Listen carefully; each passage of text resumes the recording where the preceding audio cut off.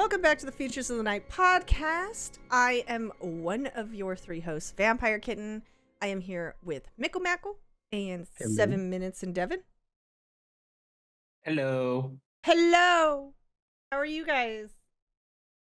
Welcome It's back. Friday. It I'm ready is. to talk about. It's Found Footage Friday. It's perfect. It's my gosh. Found Footage Friday. We love an alliterative title. This usually airs on Saturdays, though. Shit. Oh, fuck. It's okay. It's okay. Well, whatever. That Our being secrets said, are exposed. Oh shit. no. That being said, Found Footage Day. We've been talking a lot about found footage stuff, mostly with my hate for Outwaters, mostly with our combined hate for Skin'em Rink. But we have had some love of found footage, like Cloverfield and a bunch of other stuff. So I guess let's get into it. Let's talk about the earliest found footage film. What was the I earliest have one? some information. Oh, good, because well- I don't. Well, let me ask y'all. Where do you think found? I will contextualize a bit, but where do y'all think found footage starts? Like, what perhaps are you familiar with? Where do you think it kicked off? I have a couple of things to say about this. I'm sure there was probably some earlier things. However, I kind of have I feel like found footage sort of evolved out of like reality TV kind of in its own way. Because do you remember that Ghosts series in the UK that everybody thought was like a real Ghost Watch. Ghost Watch? Was yeah. that? Yes, that's what I was like. What was it So- called? With Pipes the Ghost. Yeah. So do you remember how that like scared the shit out of everybody? Yes. And like it has the same kind of energy as like War of the Worlds and stuff, where I feel like that sort of overlap made it feel real enough that it could be considered found footage. I know it's really not, but the way in which it was shot, it kind of has the same energy that most found footage films have these days. And so that's kind of what I feel they came from. I'm sure it's probably not that, but that's in my brain, that's my association. I'm sure you could make an argument that constitutes some of the techniques of found footage, especially like the idea of verisimilitude, because news media is ultimately in many ways found media, things happening as they unravel. Johnny, when do you think found footage started?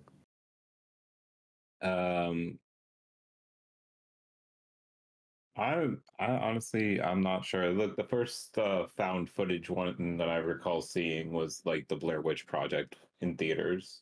Which obviously a lot of people mistakenly think is the first found footage, but I think we could agree it's probably the most famous instance of a very commercially successful found footage film. The genre of found footage films, not famous, but it kind of propelled it into the mainstream. Some people cite The Last Broadcast, which Johnny, I know that you introduced me to that a while back. And I think DK actually watched that recently as well. I literally just watched it on my own, and dare I say I like it better than the Blair Witch Project. We'll talk. We will talk. It's a really good movie.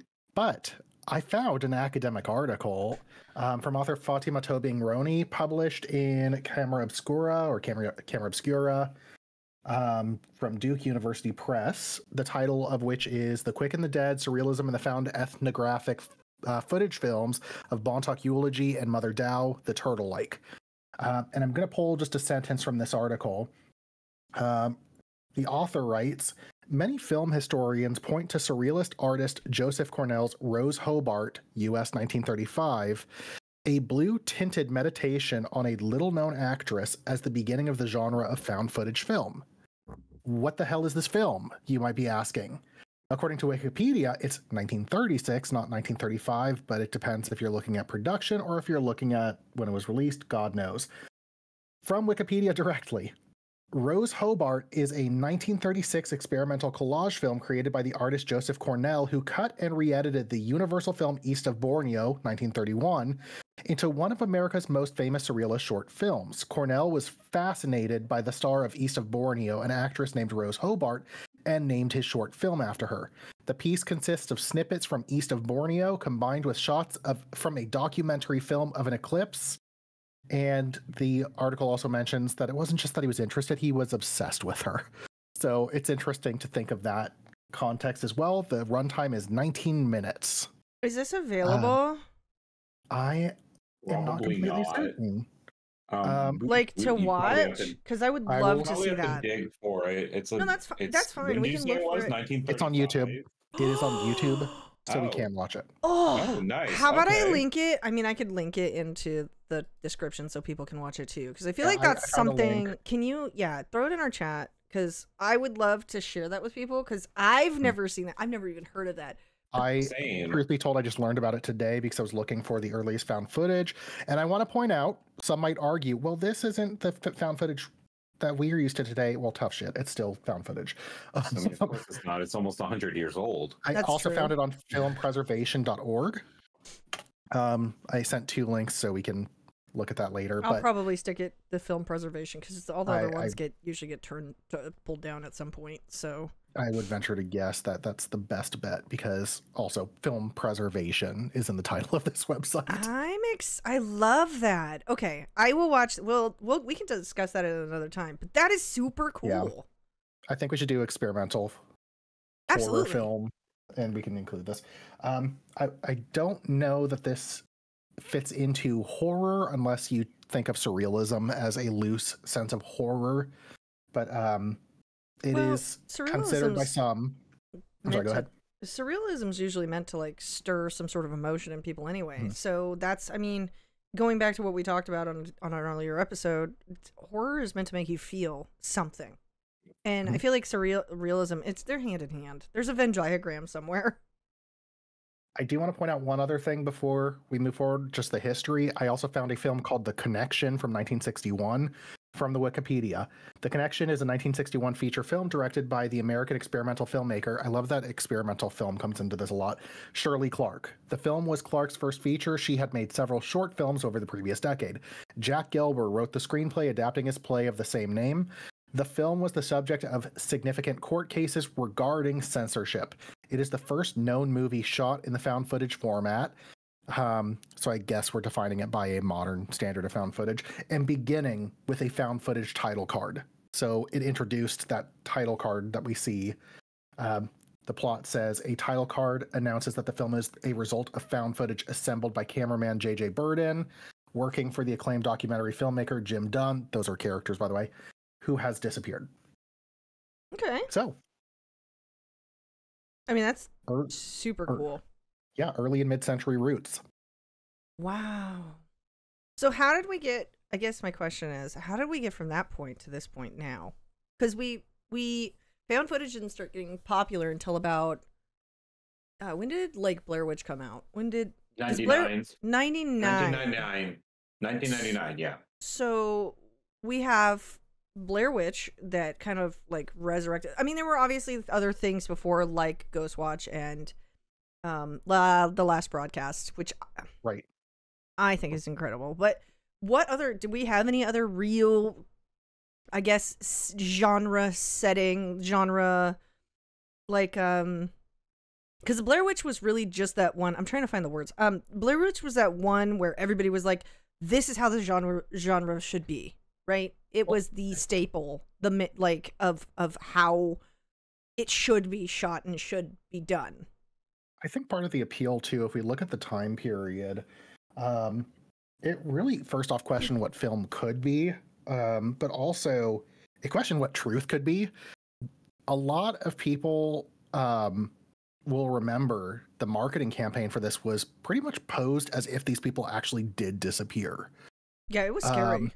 I want to point out that it's not the first time that this kind of thing has been staged, because I remember I was teaching on surrealism, and I forget which producer did it, but one of the producers of a performance basically staged his disappearance for publicity in the early 20th century.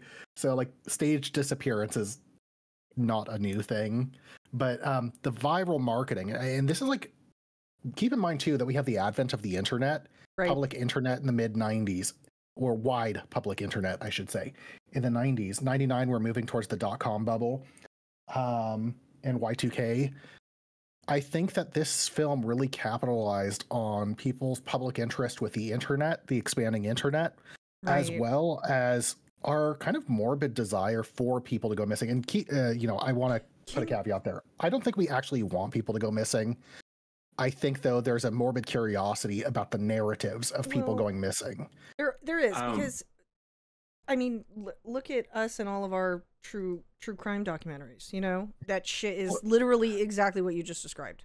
I'm going to point out that abduction narratives are nothing new, though. If you look at the history of literature, there are many stories about people being abducted. Often the stories are problematic and often used for a lot of colonization purposes, to put it lightly. But I don't want to suggest that's the only abduction narrative we have. But, if we look throughout literary history, even, there are a lot of stories of people being kidnapped, people being abducted, people who were saved, and they become very wildly popular texts. Right. And some of them are historical accounts, some of them are problematic, to say the least. I think in particular about stories that I'll just say American captivity narratives tend to have a very political bent and a very problematic one for westward expansion. Yeah. And the mistreatment of indigenous peoples. And we don't stand for that. But in the time period, they were seen as like truthful documents when it came out later that, oh yeah, these were probably fabricated or exaggerated. Right. So yeah, to sum up my point, I think just human storytelling is fascinated with the idea of abduction.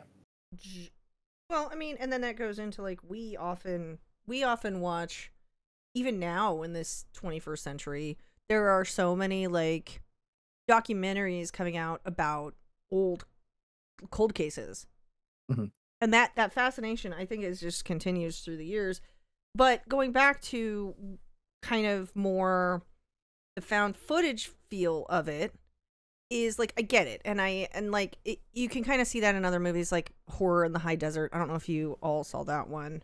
There was just the first one. I don't think we saw the second, and I think there's a third one. There now. are 3 now. I haven't seen the third one. I also have an earlier found footage movie that we can talk about because no one really thinks of it as a found footage movie, but Cannibal Holocaust. Yeah, actually, some cite that as a turning point in film for found footage, and I think it fits the conventions well.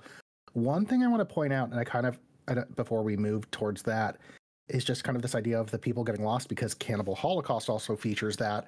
The verisimilitude is a very important facet, because I'm looking at the trivia on IMDb for Blair Witch, right, and a couple of things stood out to me. 2 things. The directors kept in touch with actors Heather Donahue, Michael C. Williams, and Joshua Leonard via walkie-talkies to ensure the 3 would not become lost during their trek.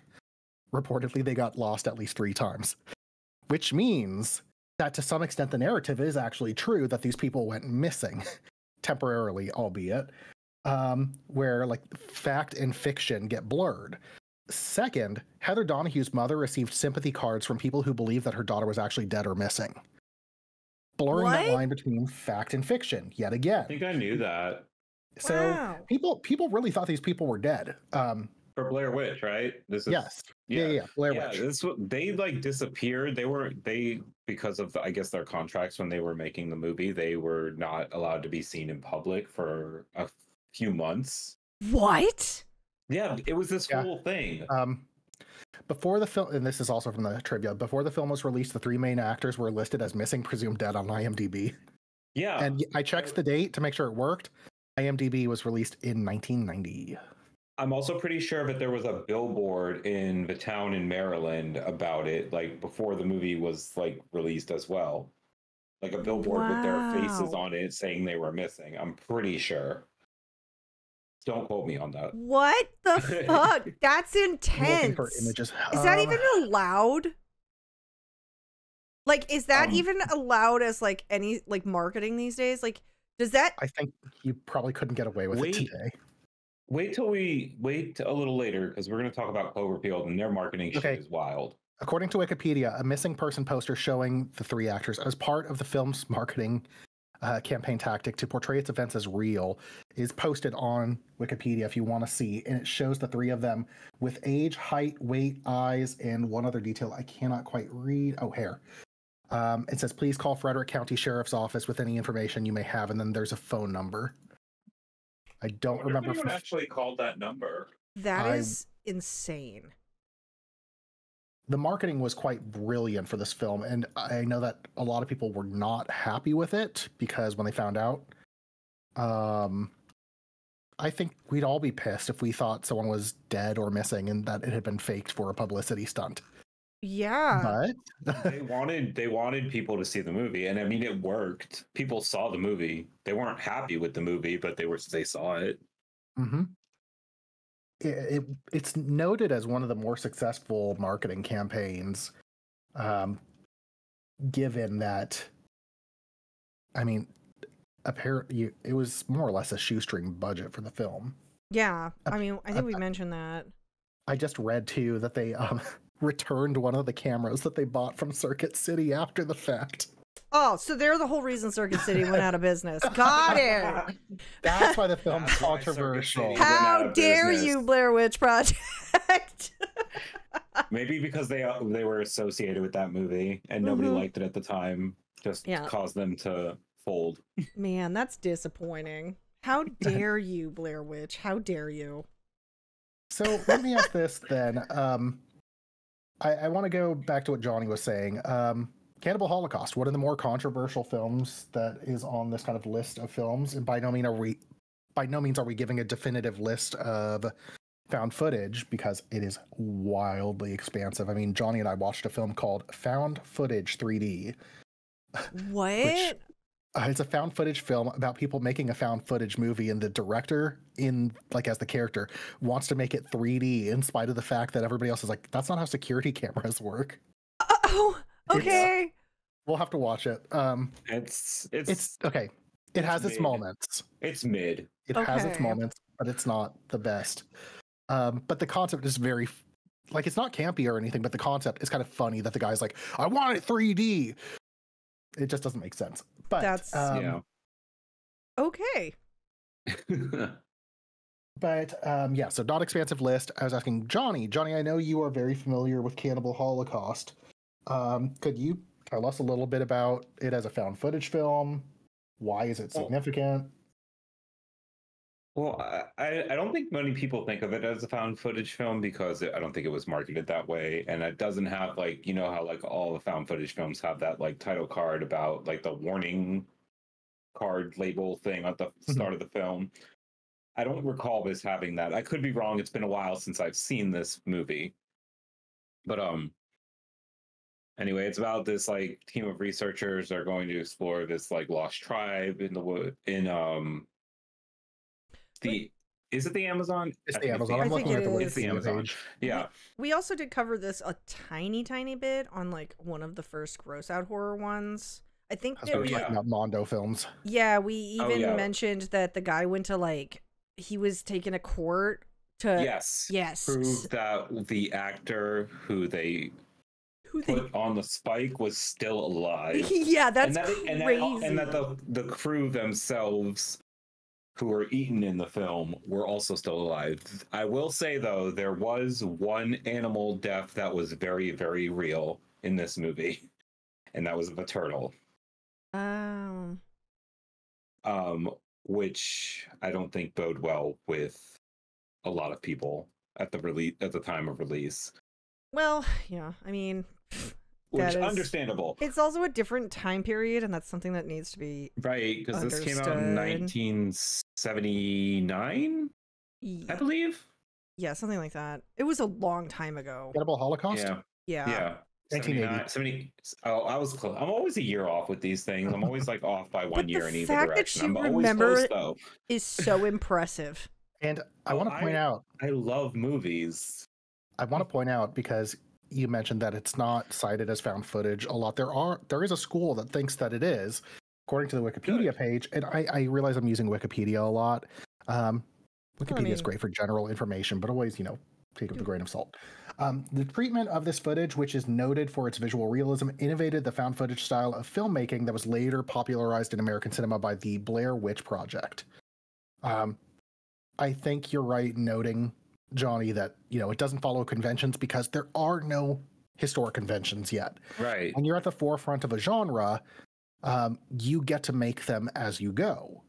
Right. And with a genre as loose as found footage, I don't think we really had a definitive sense of anything being, definitive. We don't have a definition for found footage truly at this point. Right.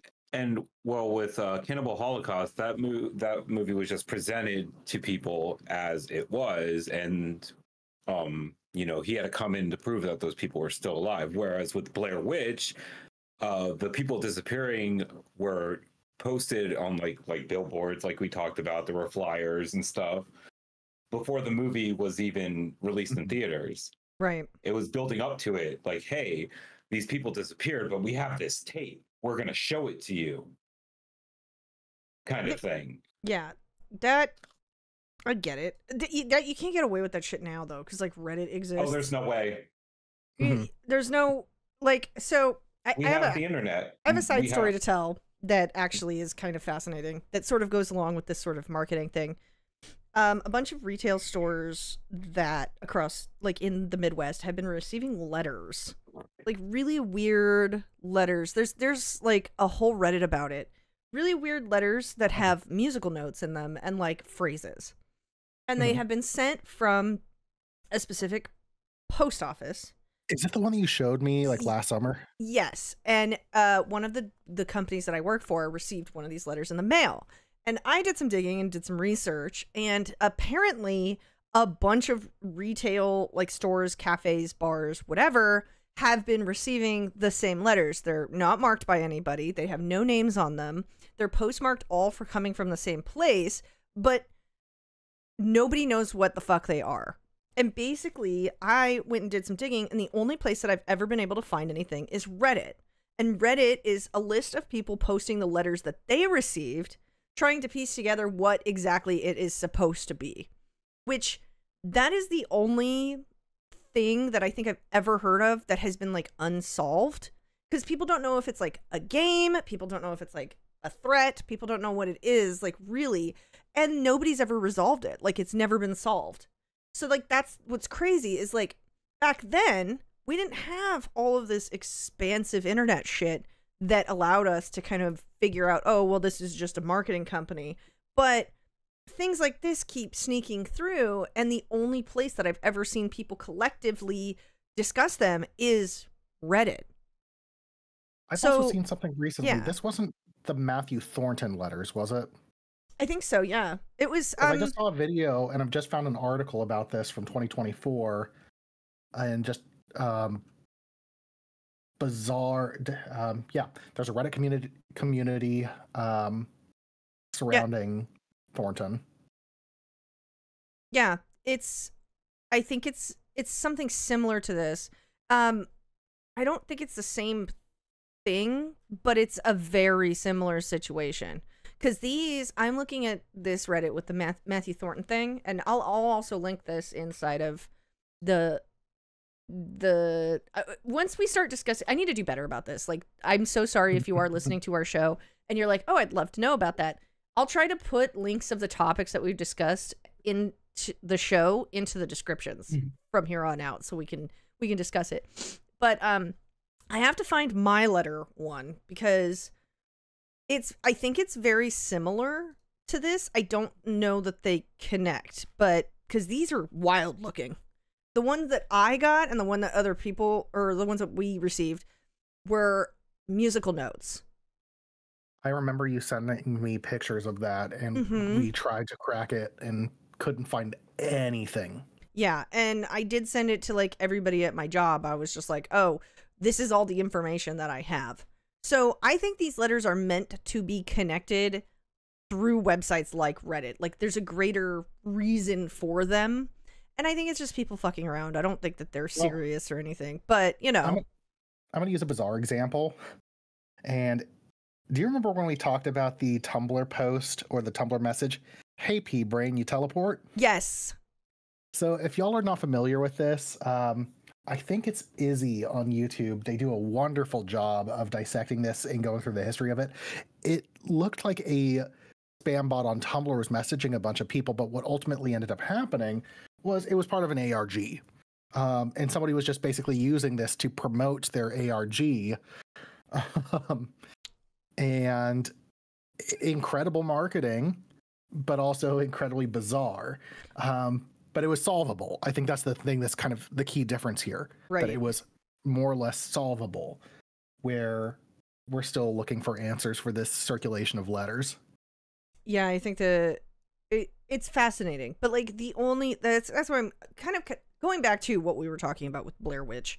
The Ring even did it, I believe, because I remember hearing that people were getting VHS tapes left on their cars that had the Ring video on it for their marketing. So like that sort of guerrilla style marketing, I think it only really applies to ARGs these days. And most of the time it's these major companies doing an ARG to promote their films. But then they get uncovered really quick, whatever, because they want to associate those games with that film. The difference between the ARGs that are circulating in the mail and stuff is that people want them to drag on. And there's no, and it's become a massive like thing that back then our internet was not internet yet. It was still it was in its infancy, still trying to figure out what the fuck it was. What do we have? Like we had IRC. So unless you were connected with like the right people or like message boards, unless you were like connected with the right people and they were actually listed through like Ask Jeeves and shit, you know what I mean? Like then you could maybe kind of find something, but even then it was still like difficult. And there was some crazy shit on the internet because it was unmoderated. So well, I was watching something. There's actually interesting about Rotten.com. Right. But you can't get away with that marketing anymore, really. Paranoia.com was a controversial one for its basically push for free speech, but this meant like extreme free speech to the point of hate speech, violent, and like illegal content being published on the surface web. Mind you, this was back a while ago. Disney has since acquired the website, which led to some questions. What? Obviously. The reason they got it was apparently when they acquired Fox. Fox had previously had a game show that only lasted a few episodes or maybe a season called Paranoia. And so they bought out the domain that had, yeah. Whoa. Can you imagine how much they spent on that? Yeah, I'm curious. I'd be curious to know that as well. So but they tend to buy out domains that would be able to be linked back to Disney. So that being said, we have interesting guerrilla marketing that doesn't really happen anymore. And the closest thing that's ever been really, truly kind of like that is, going back to Johnny's point, Cloverfield. Cloverfield had some interesting found footage marketing. I can talk about this for a while, but I will try to keep this as brief as possible. I will send you a link to a video that touches base on a lot of these things. But do you remember did any of you see Transformers, the first Transformers movie in the theater? We have to do the sound. Yes. Yes, of course. Yes, I saw it in theaters. Okay. Well, you may recall that was the first time anyone ever saw the trailer for Cloverfield. And all it was like a 30-second clip showing them at a party, showing Ben sitting on the balcony talking to his brother, and then you hear the loud noise, and then they show like the fireball, and then it's raining down debris while they're on the rooftop. And then they show them in the street, and the Statue of Liberty head is like launched at them. And then it just ends, and there's no title, there's nothing. It just says something like in theaters and the date.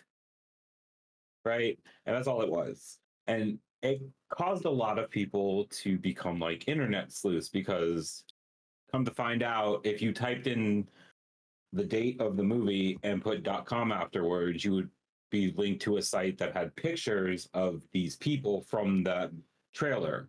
Right. From that party. And you could like move around that site, and it was like this whole bizarre thing. Can we also talk about kind of going into something that's really bizarre is like, I know that we're talking about found footage, but I feel like this kind of goes hand in hand. Fear.com, I would consider in my dissertation early internet found footage. And there's also another one that's Host, which I'd like to talk about as well because I was just talking to somebody about it. But that was a time when the internet was a weird place and everybody just believed what they read. So like for a while, for a while we didn't have Snopes. There is so much more to this. Yeah, for a while we didn't have Snopes, but then we're like, oh, do you remember? Here's a perfect example. I think we also discussed this at some point. Bonsai Cat. Yes. Yeah, we were talking about this because I want to get a tattoo of one. Oh okay, so Bonsai Cat was one of those things where people were like, oh my god, this website, I want one of these, or this is cruel and unusual and blah, blah, blah. It was an art piece. It was a literal internet satire put up for funsies, and people believed that shit. So like, the fact that Bonsai Cat was side by side with Cloverfield and even Fear.com, like, what a wild time to be alive, because you're just like, I don't know what's real and what's not, because Snopes didn't exist. Well, Snopes did exist, but not in the way that we conceive of it. Snopes, I had to look up the date because I remember early Snopes was not a debunking website. It was formerly known as Urban Legends Reference Page, sorry. No, Urban Legends Reference Pages, my God. And the idea was basically to debunk urban legends or to talk about them, because I remember that it had specific subsections, and I'm looking at the Wikipedia that gives this information as well. But the fact is, excuse me, Snopes as we know it was not in development really as it is until the 2000s. Right. So that I think is an important thing. Even when it was in use, it wasn't as widely used as it is today. But I also want to talk about briefly the trends that we see here, because every time Johnny has been talking, Devin, 7 minutes and Devin, whatever, use whatever name. Person here has been talking with me about Cloverfield. All I think about is J.J. Abrams and Lost, because Lost did a similar thing where they had the Dharma Initiative website, they had websites and forums, they had books. An important literary concept that will be important here is the idea of the paratext, P-A-R-A-T-E-X-T. A paratext is any text that surrounds the main text, and that's a very, very broad definition. There are more specific ones. Parentheses? No. Like surrounding... No. I'm joking. My God. I do have a lot more to say about the marketing for Cloverfield, though. That's right. For example, you get a book, and let's say you have Frankenstein by Mary Shelley. If you haven't read it, go read it, because it fucking slaps. I don't care if you don't like older books, you'll love it. I feel like everyone should have read Frankenstein. I think that's like good. I think that's still considered required reading for high school students. If you hated it because it was required, go back and reread it. It is so good. It is so fucking good. It's so fucking good. But I bring it up because if, let's say you buy a copy, the Penguin edition, well, you have a cover, you have an introduction that's usually written by somebody else. You might have essays at the back. I know that my edition had, I think it was John Polidori's The Vampire. I could be wrong. Is it Polidori? But regardless, the text that surround the main text are paratext. So Cloverfield as a film or Lost as a TV show had all these paratexts that expanded the universe to try to make it as real as possible, but also introducing things like puzzles or things that made people feel like they were solving a conspiracy theory that was ultimately completely fabricated and often didn't have an answer. That is part of why Lost kind of lost a major part of its fan base, because at one point they didn't even know where the plot was going. So, and I don't mean the viewer, I mean the writers didn't know how they were going to wrap it up. They rolled themselves into a corner. So right. Also, I was right. It is John Polidori who wrote The Vampire. Anyway, carry on. So going back to Cloverfield marketing, let's talk about that. Let's wrap that up, and then I want to talk about some of the found footage, because we're obviously, like, we kind of went into sort of discussing the fact of how it makes you feel, right? Because the marketing makes you feel some way, enough to go see the movie or whatever. But I want to talk about how once you get past that, like, what those movies made us feel. But yeah, let's go back to Cloverfield marketing. let's Well, I would like to say that like this whole deep dive talking about it right now, I became obsessed with this after seeing this 30-second trailer. I wanted to know everything about it because everyone was like, "Oh, is it a Godzilla movie? Like, what is it?" Right? So anyway, like the trailer drops, there's a website you can go to, there's pictures. One of the pictures, like you can turn it over on the website, and there was a like little note on the back, and there was like a link you could click that would link you to someone's MySpace who was friends with everybody else from that trailer, like everybody else who appeared in that trailer. And they were I forgot using about these that. MySpace accounts. They were actively using them, responding to each other, talking about their lives as if they were these people in this movie, but they were just the actors. And then I think on one of the MySpace accounts, and like, you know how MySpace had like the diaries or the journals or whatever, there was a link to something that was hidden behind a password, like a passcode. Yes. Someone figured out the passcode, and there was like a series of videos to this girl named Jamie. Jamie had her boyfriend, her boyfriend's name was Teddy, had been missing, or she hadn't heard from him for a while. She later receives a video talking about like how because he works for some company. I think I looked it up earlier today. I think it was like Taguato in Japan. And they have all these like drilling stations around the world, or like oil drilling rigs around the world, right? And there's one that's right in the middle of the Atlantic Ocean, very, very close to New York City. I forgot the name of it, but come to find out that there's no actual oil there. They're not drilling for oil. They're doing something else, right? Right. Jamie later receives like or no, someone publishes a blog. I'm trying to remember this. Someone publishes a blog or something, and they're like a whistleblower for this company. And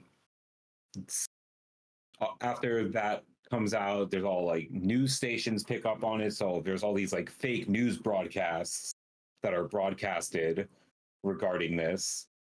That's crazy. Saying that it's wild, saying that Tanguato is monitoring something in the ocean, that there's something out there.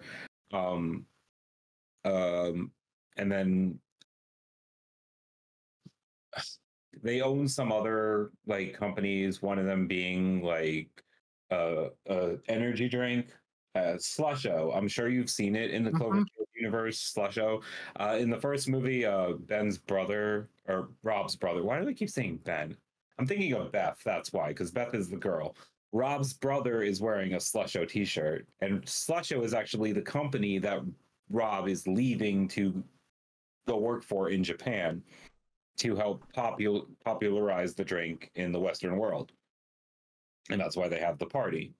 And then on top of all of this, the actor that plays Beth posts a video like 3 weeks before the movie comes out, asking people like, hey, if you want to come to Rob's going away party, like give me your information, fill it out here, blah blah blah blah blah. And it was actually a contest for extras in the film at the party, and if you entered that contest and you were picked, you got to be an extra at the party. Yeah.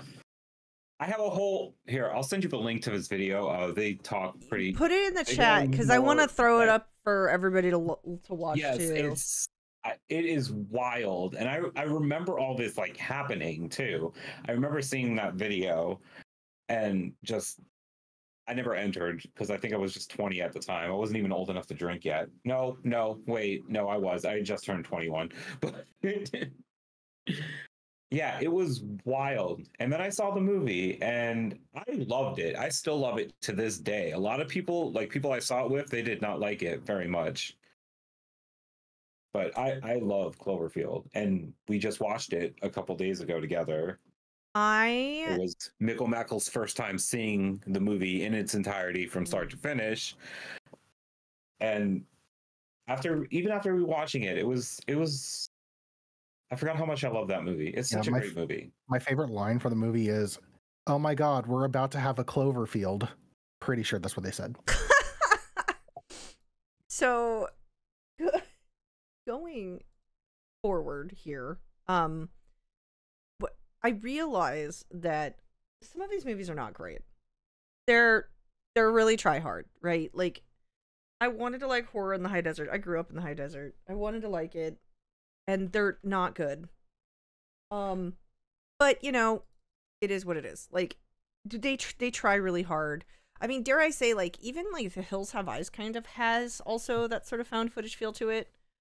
But like true found footage would be considered something like, now that we have a standard for the genre, would be considered something like Skinamarink or Blair Witch or, you know, The Last Broadcast. The VHS movies. The VHS movies. So now we have like an idea of what we're doing, right? We know where we're at. We know where we're going with found footage.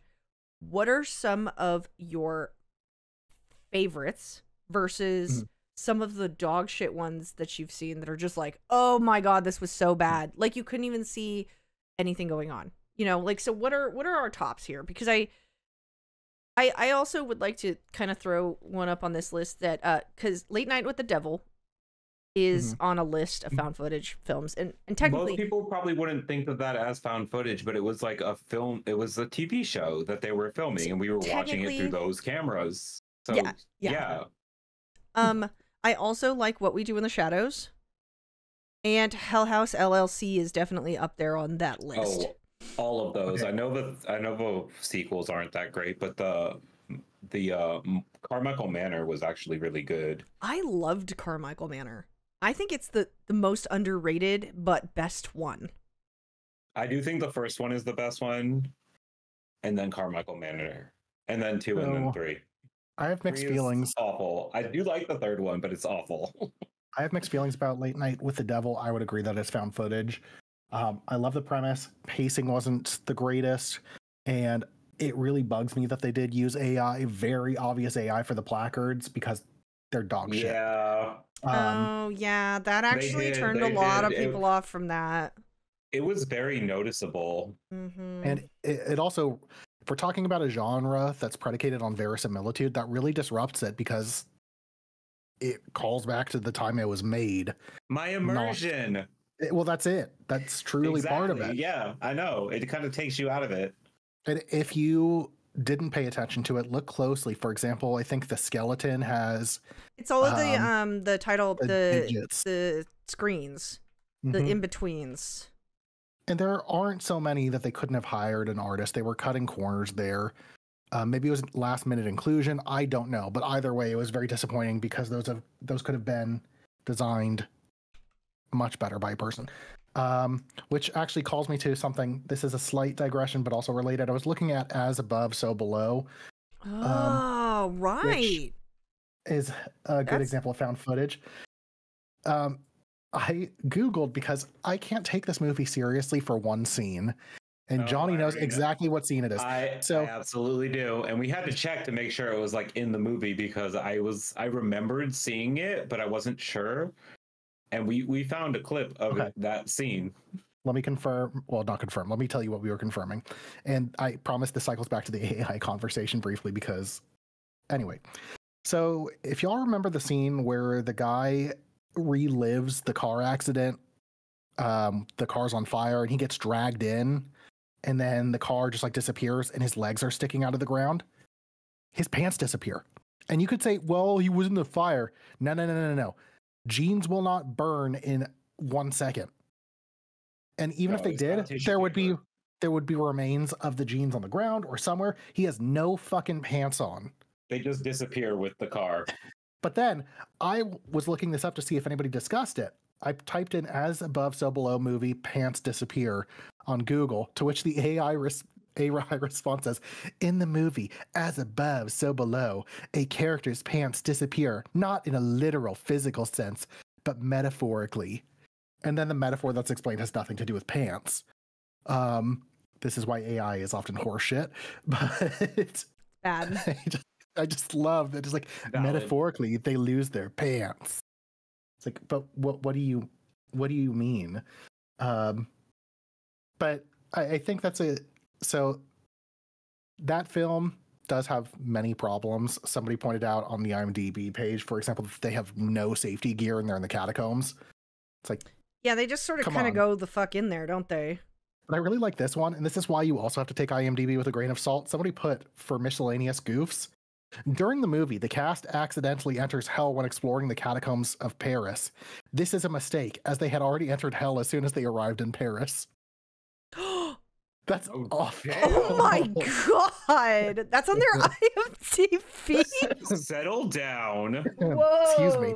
Take a chill pill. Like, It has, wow. It has 22 down votes and 12 up votes right now. But yes, clearly it's not a real goof and it's somebody being sarcastic. But I just wanted to point it out that, you know, just because it's on IMDb doesn't inherently mean that it's accurate. So do tread the information with a grain of salt. Well, I mean, that's just anything with AI. Even today, too, we now have fucking AI that goes the shit on top of Google. When you go and you Google something, it's almost never right. It's just a collective of bullshit that people have spewed that they think is correct, and AI just takes it and says, "Here, let me regurgitate that back at you." Yeah. I asked. I just scroll past it. I asked at one time, when was Alice's Adventures in Wonderland published? And like I looked it up right now and it says 1865. But then for some reason, the AI at the time, I have a picture of it somewhere. It said it was published in 1865, which is 100 years before 1932 or something like that. I'm like, that's not even remotely close mathematically. And I didn't even ask that latter part. So what is the relevance? So yeah. Digressing to AI, but it is relevant to the field of found footage insofar as what we're seeing on Google. VK had asked us other favorite or terrible films. I'm trying to think of one that I watched that I didn't enjoy. I have one. I have one. I also have one. Shit all over every single time. The Outwaters. I'm sorry. It is. I know you guys didn't see it. I know. I have one. Nobody should see that movie. Actually, I highly recommend against it. It had a good premise. I really love desert horror because that's where I'm from. But man, it was so you couldn't even. It was impossible to watch, and it's like 2.5 hours long of just a guy running around screaming in the darkness with like blood on some girl's face, like. And then the only good part of the film is the end of it, which I'm not going to spoil it, but it is extremely aggressive for no fucking reason. And, you know, it was awful. And it's a newer found footage film, and I would put that right above Skinamarink. I've already said my feelings on Skinamarink, so I won't rehash them. Go listen to the other episodes. Several times on our podcast. I do have one that I really, really liked. Two, actually, that I totally forgot about. I have quite a few that I like. I will mention two, and then, yeah. The first one is Antrim, the deadliest film ever made, which was made by Johnny. Who made this? What studio made Antrim? Do you remember? Uncorked. Uncorked. If you know, you know. Uncorked has a history of producing some Uncorked movies. is like the sci-fi TV films, channel TV films, but like not syndicated not even like good. It's not even like, sci-fi channel quality. Good. Like I love Sharktopus. I loved Piranaconda. I loved Terracuda. Like those were willingly bizarre and awful. Like they knew what they were doing. Like Inhuman Witch. Yes, it's deliberate camp. But then you get to Uncorked and it's awful. But then you get Antrim. Serious and it's bad, but Antrim and it's fucking good. They put out a gem every once in a while. Yes. Antrim is about a film that allegedly drives people to insanity or causes buildings to catch on fire. It's in that genre of film. But it's a story about two kids who lose their dog. Their dog is put down or it dies. I forget exactly which of the two. And the mom is such an asshole. The kid is like, well, where's the dog? And she's like, it's in hell now. And that's something you do not tell a fucking child. Like, God. Sorry. Poor child. I know. And she's like, yeah, your dog went to hell. And the boy and girl go out into the woods to basically go through the circles of hell. What ends up happening is they're basically in, I guess, an equivalent of a suicide forest. So the things they're hearing are more than likely people taking their own lives. It's a bit gruesome. So they're not actually in hell, but weird shit keeps on happening in the film that parallels somewhat Dante's Inferno very loosely. It's a very bizarre film, but for uncorked, A+, my opinion. It's really surprising, honestly. The other one is Noroi the Curse, before I forget. That is also one of my favorites. What was your bad one? Skinamarink. Okay. Well, that is my lowest of low. Piggybacking off what you said, I also like Noroi the Curse. One of my other favorites would I like the Poughkeepsie tapes. I know it's not popular with some people, but I liked that movie. It's not scary. I have seen it so many times, and I cannot remember the fucking plot. I loved Troll Hunter, which I probably need to rewatch because I've been learning some Norwegian. Troll Hunter's really good. I loved Troll Hunter. What else was there? Oh, ones that aren't horror based. I liked Chronicle. Well, I guess Chronicle could be kind of horror, but it's more like sci-fi. I liked Chronicle, and I liked Project X, that found footage movie about that kid who had the house party and basically destroys his whole block. I forgot that was basically found footage. So yeah, I was looking at this, going back to this really quick because we are talking about a few things that were kind of not really scary. There is that Anne Hathaway one. Be My Cat. Yes. Be My Cat. So that's found footage, but I haven't seen it. And then you guys love Creep, but nobody's talked about Creep. I was going to mention Creep. Did I fuck up? Creep I'm sorry. On my list. No, it's fine. You just reminded me too. Creep. The first time I saw that, I felt very unsettled by that movie, and it was a feeling that I felt like I haven't felt in a very long time while watching a horror movie or like a movie like that. And I'm just like, it was nice to feel that feeling again. So yes, I loved Creep. I loved the second Creep. Can we address we get the third one? Creep 3, technically. I mean, the series Creep, which is the same story over and over. Yeah. I hate to say it. They give a unique spin to each one, but it's essentially the same premise over and over and over again. I have an opinion about Creep 3. I think that they should have taken, or the Creep tapes. I think they should have taken tape number 3 and made that into the third film. Which one was tape 3? The girl, with the one with the girl who was equally weird.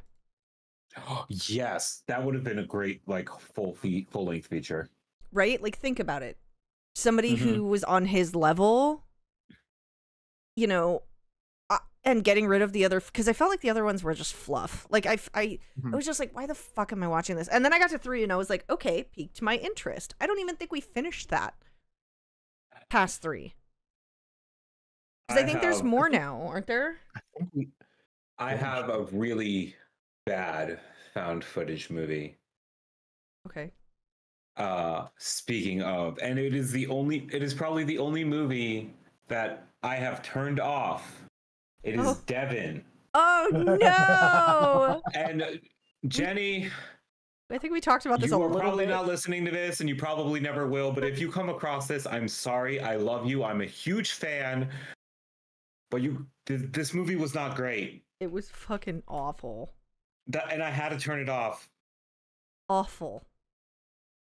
I'm sorry.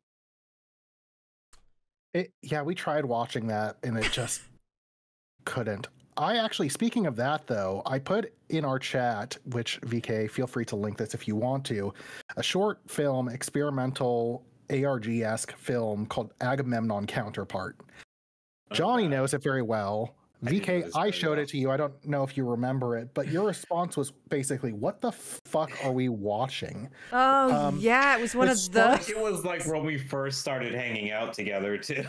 It starts with a title card that tells us that a VHS was found on an Earth-like planet sometime in the future, and that this is not that VHS tape. and then what ensues is Sesame Street on acid. Yep. One thing that I appreciate about found footage is its very experimental nature. I am very much a fan of media that push the limits and grit. And I don't mean in terms of the plot, like one could easily say like, oh, the gritty violence of the thing. I mean the literal grit of the medium, the grain, the high ISO, the camera jarring. And sometimes it can be too much because there are definitely films where I've been like, I can't watch this right this second because it's giving me motion sickness. Yes. It's when it gets a bit too intense that I can't do it. Cloverfield didn't do that to me, though. Mm. I know that was an issue for some people with Cloverfield, though. Cloverfield had me like moving my head around as if I was trying to like look outside the boundaries of the camera to try and see what was going on. But I liked that because I'm like, what the fuck is happening? Because whenever they're running, the camera's just like jerking around. You can't see what's happening. Well, I know a lot of when found footage first started coming out, a lot of people had to leave the theaters because it was just like way too much for them. Yeah, it was a lot happening. Mm-hmm. I also want to touch base on something because VK talked about the marketing for The Ring.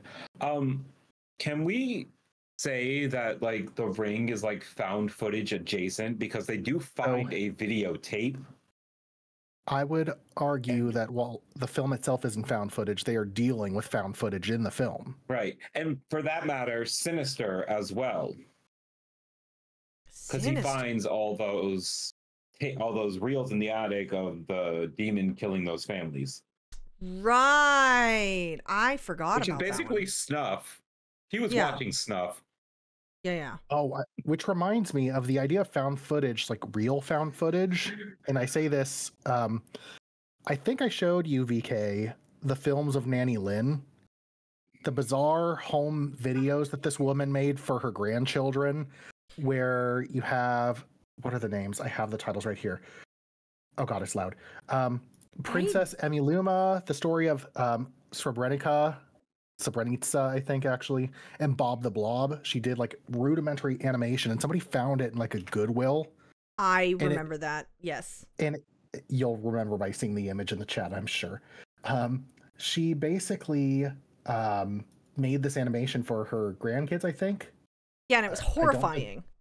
It's horrifying, but they actually got in touch with her allegedly. So it's interesting, and if you haven't seen it and like bizarre animation, I highly suggest it. But it's also off-putting, but it is that idea of literal found footage. I think we sometimes forget that while found footage is a genre of horror and other media as well, there literally are examples of people finding the most bizarre footage in lost media or uncovered media. A lot of it is like thrift stores and shit. Uh-huh. It's crazy. Like, I was just reading something about a person who found a possible, you remember those projector carousels? Mm-hmm. They found a still in it in one. They were looking at it because they're like, oh, this is cool. And they found that there was a still in it, and they held it up to the light, and they regretted doing so because they think they uncovered a photo from a murder scene. Oh, and fun. They called the cops. God. Yeah. They called the cops, described it. They had a picture of it that they took on their phone. They turned over the materials to the cops. There's no guarantee that it was actually a murder, and there are speculations that it was somebody who did commit murder and accidentally left it in the photo carousel, but also how did they get a photo carousel and have that developed without being caught? Or it was from a horror film, which may be the case, but I don't think we have a definitive answer. But like it was a prop in a horror movie, or it was a still, yeah. Okay. Found footage and found media to me are very incredibly interesting when they are real found footage and found media. Mm-hmm. I find it fascinating because I think one thing that's interesting with found footage is that idea of verisimilitude, the idea of truth, but often we are left without answers. For example, the end of Blair Witch. Who killed them? We could... The witch? The witch. We could pose it's their friend. We could pose it's a serial killer. That's why a lot of people didn't like that movie at the start, because of how it ended. It just abruptly ends with the guy standing in the corner facing the wall and her screaming. Oh, then they're not going to like postmodern literature. Right. I'm sorry. I also thought of other really good movies. I'm really sorry. Found footage is probably like one of my favorite subgenres. Deadstream. Deadstream is incredible. Deadstream is super good. Fun fact about Deadstream, the producers, I'm looking, Vanessa and Joseph Winter. Oh, they did a segment in VHS 99. Where they go to hell. Did they really? Yeah, to hell and back. It's the last segment of VHS 99. It's I never so good. saw. Did I see that one? Was that the one that had the boiler room feel? I don't remember. I need to go back. I've seen. I haven't seen all the one the that had the game VHSs. show. It's the one that had Flying Lotus. So and the Legends of the Hidden Temple kind of game show thing. Yeah, I don't know if I don't know if you saw that one. I also have another one. Incantation. Okay. Incantation is incredible too. I'm trying to think of It's some other Taiwanese. ones. Taiwanese, right? Yes. I always want to say Thai, but it's not Thai. It's Taiwanese. No. So Taiwanese. I went back and I watched a couple others that I had not seen. So like I hadn't seen the last broadcast. I have never seen Lake Mungo. Incredible film. Oh, we can talk about that. That movie was giving me like goosebumps, like the chills as I was watching it. I was just like, what the fuck? Like I never feel that way. Like really, there was something about it, the way it was shot, because you were like, oh, well, you know, it's obviously not her. It was the neighbor or whatever. I just wanted to keep her spirit alive. But then in every single photo, there was like another person and another thing and another uncover. And it was just like, what the fuck? It was twists and turns. I want to talk about her asshole brother. It was, but she was also still manifesting in a lot of it. Right. So just not where you expected her, because your eye goes to where the like obvious photoshopped in ghost is. Right. And then she's somewhere else in the photo. I will say I didn't like, there was a side story about her dating the neighbor that I thought was completely useless. It didn't even need to be in there. But I mean, it's like another thing, I guess. But I want to talk about one that I actually was talking about with a couple of other people. It's called Host, and it was made in 2020, and it was made during the pandemic, and it was a seance that was held over Zoom. And I hate it, but I also love it. Like, it's one of those things that it was like, I'd never seen anything like that before. Why had we not done webcam horror? Like, we had, but it wasn't good. And I feel like Host is at least something a little bit more, like, it gave me a little bit more than all of the others, where I'm just like, I hate the premise of it because it seemed really cheesy, but like at the same time, it was really good in its own right. I'll say too, for myself, the concept fascinates me because my dissertation was about representations of the dead on screens as depicted in television and literature. Okay. And it fascinated me, the concept of connecting like seance to the screen. We were talking about this the other day with Aqua Teen Hunger Force, Video Ouija, the episode that actually one of my chapters is about. Right. And specifically, Shake yeets himself from existence, we'll say, to prank Meatwad from beyond the grave through a video Ouija board. And Meatwad decides he doesn't want to play it anymore anyway. But the idea of haunting through the screen was something that inspired me to kind of compose this material. Host really intrigued me in that regard. There's one that we watched. It was a point and click. Oh, yes. I want to say something about Host, though. I just want to say that if Gemma didn't piss off the fucking demon, they would have been okay. Would they have? Well, they would have been friends with Gemma, so I don't know. Listen, the whole time Dex and I watched that movie, it was fucking Gemma. Just the whole time. Fucking Gemma. So, what was the one you wanted to talk about? I'm curious because you said there was... I can't remember the name of it. What was the one where they played that game, right? Yes, they were playing a point and click. I'm trying to find it. So basically, the synopsis is that two friends, I think they're from college, reunite with really shitty webcams.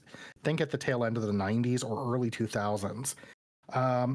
And they're talking about another friend who I guess the guy was dating previously or had a falling out with, and they decide to play this point and click game that comes up on their screen, and it's basically your standard haunted house. But what ends up happening is weirder things get incorporated, like deadware. Deadware. Yeah, according to the IMDb. I never saw this. Okay, so Johnny and I watched it. I think it's on Amazon too. I want to watch this. In 1999, two friends use a webcam for the first time and stumble across a mysterious browser game that may be haunted. The browser game is a point-and-click style game. Weird. It only has 3 actors, and one of them plays a character who is dead, so she like appears once or twice, I think. It was not that great. And I say, like, the premise is very interesting because, again, haunted video game, my jam. But what was wrong with it, in my opinion, was, again, pacing. And this is actually an interesting one because this is a newer style of found footage, specifically that of computer screens or phone screens. And we're seeing a rise of that for obvious reasons. But that is perhaps one of the newest additions to found footage is the use of I love it. Things like Skype, Zoom, phones, etc. I love it. But what was at least interesting about this one is that rather than being like, we're going to do like a Zoom call and the game is going to be haunted, it was from 1995. And they use cameras that are appropriate to that. So the cameras are really crunchy. The audio is understandable. It's not terrible, but like it's deliberately lo-fi. And I think that was a bold choice. I wish it had paid off more, but I applaud them for doing that because that was a major risk. I'm trying to think if there are other ones that I truly, truly love. I'm not a huge fan of the found footage genre. I think I have to be really kind of in the mood for it. But some of these that we've kind of discussed, I really truly liked. Like I think Troll Hunter is probably at the top of my list. It's a really good movie. I think it's probably because of the quality of it. Like I like Troll Hunter better than I like Cloverfield, and I do like Cloverfield. Don't get me wrong, I do like it, but I don't. No, Troll Hunter was very well made. Right. There's also one in 2012 that was made called Chronicle. Did you ever see that one? The one about the kids who can time travel? Yeah, and they all had like No, that's Project Almanac. No. Right. Chronicle was like the one superheroes. Where they party in the woods and they become like super strong and they start, but one of them gets a little carried away. Mm-hmm. And starts using his powers to get revenge and do a lot of dumb shit. Yeah. But you were thinking Project Almanac is the time travel one. I've seen that one too. I think I've also seen that one too. I don't think that one's not found footage though. The other one is. I think Project Almanac is found footage. Oh, was it? Yeah. Oh, okay. Sure. I've seen some, but they almost always fall flat for me. Like I will say though, I haven't seen all of the VHS movies, but I have seen VHS Beyond recently, and that one was pretty solid. Like there were 2 stories in VHS Beyond that I truly, truly loved, and one of them I didn't realize how much I liked it until after I had been thinking about it for a few weeks. The one where they're all skydiving and they see a UFO. The best one is definitely the best one in that. That's the best one in that one. It's very good, and the found footage didn't make me feel sick. Like it was thoughtful in their camera choices, and I truly appreciate that because like I don't get motion sickness, but man, sometimes when people are running around with that fucking camera, it's just like, okay, thanks. Point out something interesting. Mm-hmm. That particular one, you're talking about the one where she goes onto the board and like her DNA is altered. So that was what that was the one I was just about to talk about. The other one is where she finds the spaceship and she goes inside the ship and her DNA becomes altered. And that was written by Mike Flanagan. Was it? Yeah. Okay. I'm pretty sure one of the stories in that one was Justin Long. Yeah, I think. I'll double check that. Yeah, check on that one. But I think that one had really given me a lot of thought. Like it's really interesting when a movie sticks with me for a little while because it's just like I can't stop thinking about it, right? And that was the one that stood out to me, was where she went into the spaceship and the spaceship leaves Earth, and her genes and just everything about her is changed on a molecular level, and it gets to the point where it's just so intolerable to her that she is put back together infinite number of times. Like, that story is infinite. It's never ending. And that is fascinating for being such a short film. Like, I really enjoyed that. There was also another one that kind of stuck with me. I thought it was really fun, but also kind of terrible, which was Delicate Arches. Do you remember Delicate Arches? Yes, I remember Delicate Arches.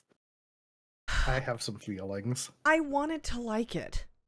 So I really liked the concept of the self-awareness. If you're not familiar, basically these friends go out to the desert to go to the desert for drugs, technically, and to film for one of them, because one of them is like an amateur director. And what ends up happening is he becomes more and more self-aware that they are in a movie, and the genre consistently changes. The story is all over the place.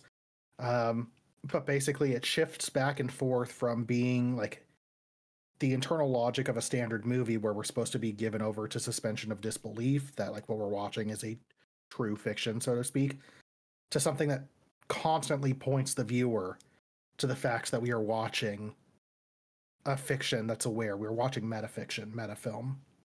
Justin Long did direct one of the shorts in VHS Beyond. Which one was it? It was the Fur Babies one, the one with the animal rights activists. Oh, fuck. Taxidermy dogs. She turned them into like these half human, half dogs hybrids. Honestly, that sort of tracks for Justin Long. He was bringing his Tusk energy. Yeah. Damn. Which Tusk, fantastic film. And that was Kevin Smith. I would love to see Kevin Smith work with his old crews again. I feel like I would like to see another Jay and Silent Bob movie. Well, so but not like a reboot or anything. I just need like a whole new film that's like modern. A Jay and Silent Bob. Yeah, that would be great. But okay, so that tracks for him though. I mean, honestly,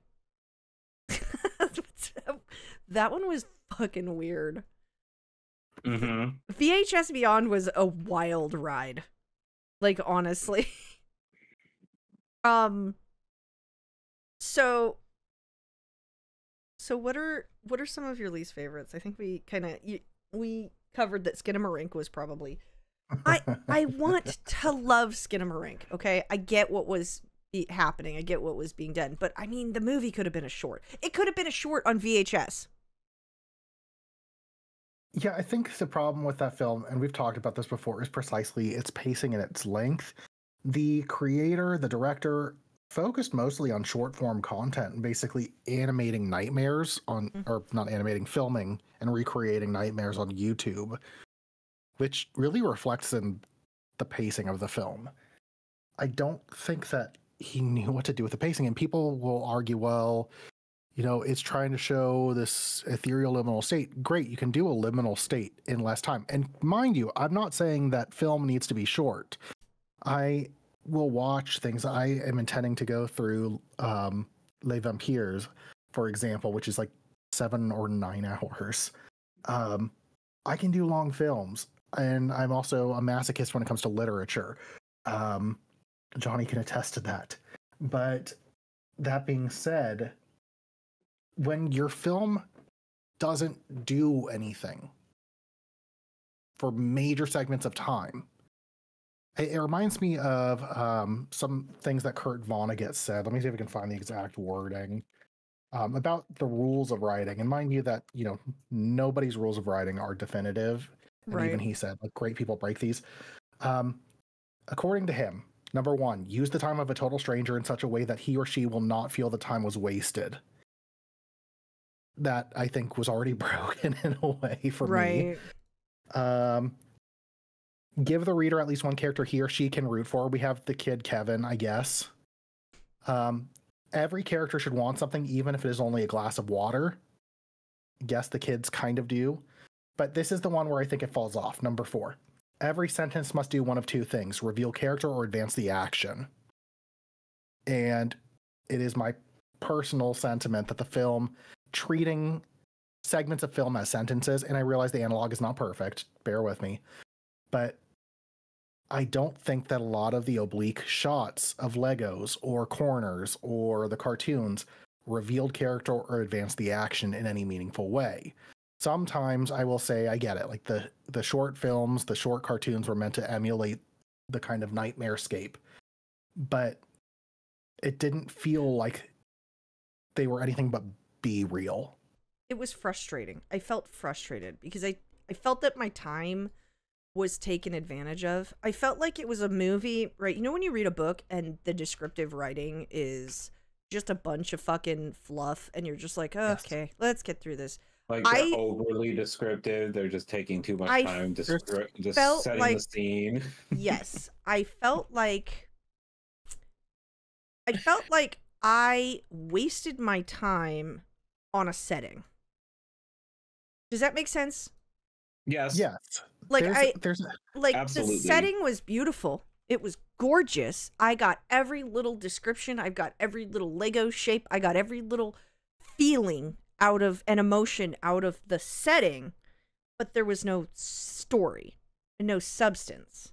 This is the thing too. There are many interpretations of what's happening in the film, and my takeaway is that it's a representation of sleep paralysis, or the somnambulist state, because the kid is a sleepwalker. We learned that in the beginning, the prologue. If taken literally, yeah, that would be terrifying what's happening in the house, but it seems to be suggested pretty heavily on that it isn't happening. It's a dream state, which is reified by a lot of the visual and sound effects. But it is interesting to consider, like, a landscape can be a character in many ways, and I'll cite some of the things that we've talked about previously. Early 20th century, the Cabinet of Dr. Caligari, where the setting itself has a character and a vibrance. It seemed to focus too much on the idea, look what I can do with pointing a camera at these objects. Look what I can do at pointing a camera at the corner of a wall. And I get it. It emulates what it's like to dream. Sometimes if I think visually of what my dreams look like, it's almost like my vision isn't looking at what I'm looking at, if that makes sense. Right. Or the angles don't make sense for vision. I get it. Like, I get what the director was trying to attempt. I don't think it landed for me. Yeah. Mm-hmm. That's okay. It's not for us. Because we do have a friend who loves that movie. And they're wrong. No, I'm kidding. Oh, I'm going to tell him you said that. I am kidding. Loves that movie. But it's like, not for us. I have friends. Oh, go ahead. I have friends who also are wrong. I have friends who think that's the scariest movie they've seen, and I'm like, you haven't watched a lot of horror, have you? I don't think they have, which is funny because their husband has. I know who you're talking about. Like, I remember when that movie came out, they were going on about it, and I'm like, you think this is the scariest thing you've ever seen? And I'm like, have you talked to your husband? Because I remember watching Your Next with them, and they were cheering on in that movie like they were watching a damn football game. It was funny. It was adorable. And it was like 2 a.m. So going back to found footage, if you, I actually have a question, and then I know that Mikkel has a game that we're gonna play today. I do have a game for y'all. But I have Surprise. a question. What if you could have a found footage film made based off of anything that you love? What would it be? Oof. Actually, technically, mine has already been made. What's that? People who strap GoPros to their cats and let them wander the city. It is fascinating. Well, but I mean, like, as a found horror footage, that would be those cat videos. No, that would be fun as fuck to watch. That would be such a cool, like, imagine Stray the video game, but a found footage cat horror film. Yes. Yeah, like the cat just sees some shit. That would be sick. I would watch the shit out of that. Honestly. That's my answer. It's just a cat roaming the streets of some like really run down, crime ridden city, just seeing shit. That would be crazy. Oh my god, like back alleys and like homelessness Yes. and just like the drug addicts and shit. That would be The real crazy. horrors of, like, the underbelly of like the city at night. Oh man, what about okay. I would love to see a found footage film of liminal spaces, but done right. So like, you know those people that are like urban explorers? But I don't want them going and looking for ghosts. I want them going looking for, I don't know, something else. Back rooms. Yeah, like back rooms. And then they find the back rooms and then it kind of goes into like what's in those back rooms. Like I feel like that would be a really cool horror concept, like horror idea. What about you, Johnny? I would like to see a found footage movie of, you know, like someone going to like a haunted house, very typical found footage, but they don't find, it's not a ghost or anything. It's just the head from Repo. Fuck! Oh no! I feel like we could mix that into the liminal spaces, to be honest with you. That's why I thought of that, because I'm like, she's talking about liminal spaces. I'm like, Repo is kind of like liminal, one of those types of games.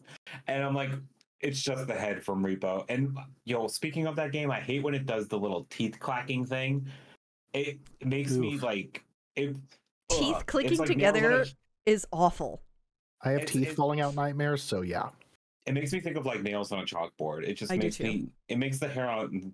It makes me like cringe. I just tried doing it. I can't even make it that loud. Every time we play that game and I'm hiding under a table, he just floats on by and he's just like chomps his teeth. I'm like, oh. It fucks with me. It gives me just like the willies. You know that? Right? Like it just it doesn't feel good. Awful. Oh, we haven't played that in a little bit. I know. We need to. Speaking of playing, are y'all ready for a short game? Oh yeah. Yes. So let me explain. Oh my god. Let me explain. So I have picked 4 movies, and I have confirmed that neither of you have seen them, or to your knowledge at least. Okay. I'm going to give you the title, and you are going to guess what it's about, and then I will read the synopsis from IMDb. Sound good? Okay. Okay. The first one is a film titled Carnival of Sinners. What do you think it's about? Is it cheating to know the year it was made? 1943.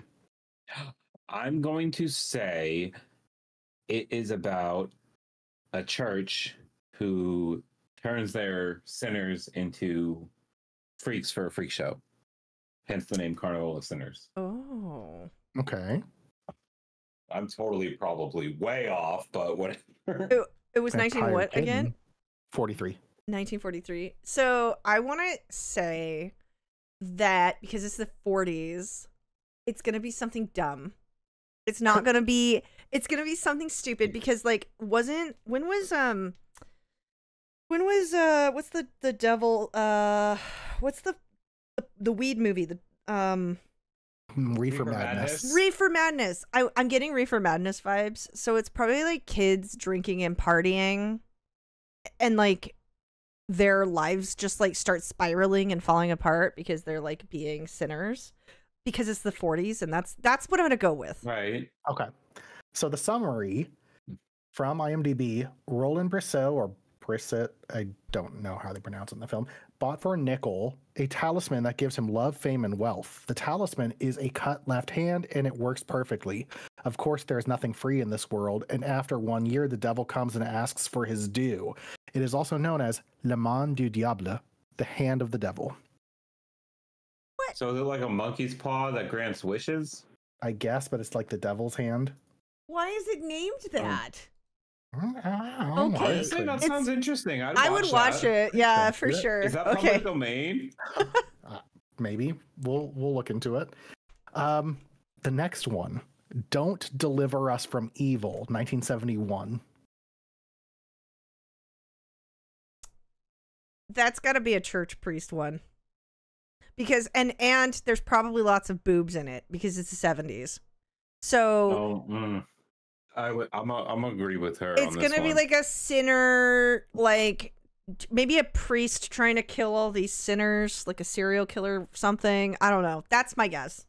I did look it up, and part of that is kind of correct because it was controversial for its portrayals of sexuality, I guess. Damn, called that shit. But oh, 2 bored Catholic schoolgirls spending summer in the countryside decide to become Satanists and begin committing a series of morbid and increasingly dangerous crimes. Original title, Mais ne délivre pas du mal. So it's Don't deliver us from evil. It's just a reverse of what I said. Pretty kind of Basically. close enough. Whatever. Good enough for government work. Okay, what's the next one? I don't know if I'd watch that one. Well, actually, if it was on a list of like, hey, this was like overtly sexual, I will probably just watch it just because it was on some list. Oh my God. Well, what? we'll find out, I guess. All right. Okay. The Queen of Spades from 1949. That is an Alice in Wonderland spin-off. Like a evil Alice in Wonderland? Well, it's the Queen of Spades, so it's like, wait, when was it? What year was it? 49. Oh, okay. I'm gonna have to go in a different direction. Yeah, but I'm gonna stick with the Alice in Wonderland spin-off. Okay. I'm gonna go a different direction with it. I think that it is something to do with like poker, like a girl who is really good at poker or some sort of card game, and because it's the 1940s, it's like really edgy somehow that she's just like amazing at what she does, and then somebody kills her. That's my guess. Okay. Well, according to IMDb, an army officer becomes obsessed with learning the secret to a card game for which an elderly countess sold her soul years ago. You were kind of close. I was kind of close. It's apparently based off of the short story of the same name by Alexander Pushkin. Thank you, Wikipedia, for that. Okay. Okay. I have one more for y'all. All right. It is a film from 1973, and it's called... I can't even get my microphone to pick up. S. Okay. Yeah, I unfortunately cannot play with this one because while I have not seen this movie, I have heard of this movie and I do know what it is about. Snakes. It's gonna be snakes. It's gonna be like a serpent on the rainbow type zombie thing. It's actually about capybaras. No. I was gonna say, well, you are right about snakes, but what about the snakes? Okay, all right. They are in the 70s. The 70s yeah. was okay, so monster and animal movies in the 70s were either giant or plentiful. So I want to go, because it's so many S's, I want to go with snakes of like the, you know, like in oh my gosh, what's that movie? Indiana Jones? No, I want to let's go Indiana Jones, but snakes take over a city. That's where we're going with it. It's probably a giant snake though. It's probably one singular giant snake. You were actually on the right side of it because it's plurality more than giant. A college student becomes lab assistant to a scientist who is working on a serum that can transform humans into snakes. So, yeah, kind of giant snake. Dang! Also, y'all need to hear the tagline on the poster. Once this motion picture sinks its fangs into you, you'll never be the same. Okay. I feel like my movie history has gotten me to this point. I was somewhat right with a few of these. You were also right with calling out the 70s, be like they were either like giant or plentiful, and I'm like, not wrong. I mean, well, because you got to think about it. So the 60s is when we found boobs, and there was a lot of like that carried over into the 70s. The 80s was when we found drugs. Right, and then so like any monster movies, we went from small, rabid to kaiju real quick. There was like a flux, absolutely, you know what I mean? And then there was also the satanic panic, which is why anything that's in the 70s that's church related is probably Satan related, and or with boobs. Makes sense. I stand by that. I'm starting to piece this together, the more movies that I've seen where there was like the trends of things, and that was the 70s, 80s, 60s trends, really. And then the 40s were real gentle horror. Like they were just like Bela Lugosi staring into a window kind of horror. you know. That's not even. He's not even Dracula. It's just Bela Lugosi looking into your window. Yeah, like you know what I mean, though. eating a sandwich from fucking Quiznos. Just Mom, the Bela Lugosi's back. Did Bela Lugosi even live long enough to see Quiznos? Let's see. We're gonna find out. Oh, Bela Lugosi, year of death, 1956. When was Quiznos founded? 1981. Oh, we just learned today that Bela Lugosi didn't get to experience the world phenomenon that is Quiznos. Why are we like this? And with that, that was probably a solid ending to our show. Thank you all for joining us on Features of the Night. I am your host, Go VampireKitten. find some footage. Here with Mickle Mackle and 7 Minutes in Devon. Please subscribe. Johnny. Here's Johnny. Please subscribe to our podcast. It is everywhere podcasts are syndicated. Spotify, YouTube, iTunes. I believe it's on Audible now. It's everywhere. Please subscribe. Follow us on social media. We also have a... Can we tease what our next episode's going to be about or no? Absolutely. Chroma episode. Yay! Finally, after everyone has been asking us over and over again. I hope y'all are excited. I am. We're taking a trip to Tromaville. Ooh. In the meantime, which is just New Jersey. So buckle up, kids. In the meantime, y'all, buckle up, get in the car, go to your local thrift store, and find some footage. Have a good night, everybody. See you next time. Bye.